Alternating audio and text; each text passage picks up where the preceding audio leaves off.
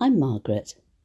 I fancied making something sweet and simple today, so these little tarts seem to fit the bill nicely.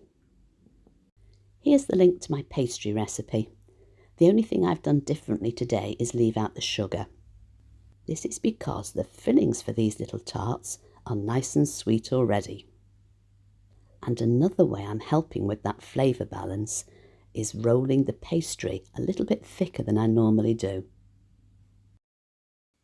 Now the shape I've cut out for each of these little cases is a little bit bigger than the tart case itself.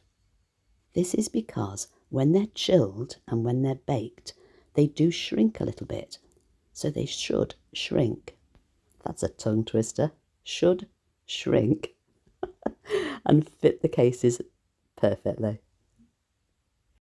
I'm easing them in gently here so they don't crack. Once you've run out of space, you can gather it together and give it a good squeeze and roll it out again.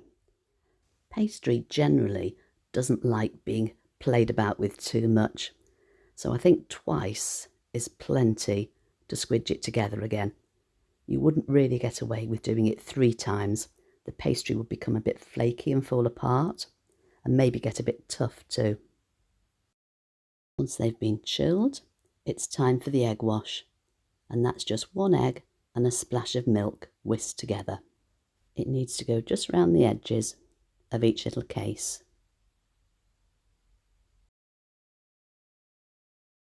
This will give them a nice colour once they're baked.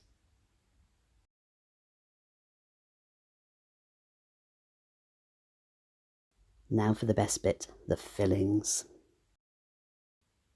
When we were young, we used to buy a box of Jam Tarts, and there was always a light coloured jam, a dark coloured jam, and something yellowy. I can't quite remember what it was. For today's bake, I've chosen raspberry, cherry, and lemon curd.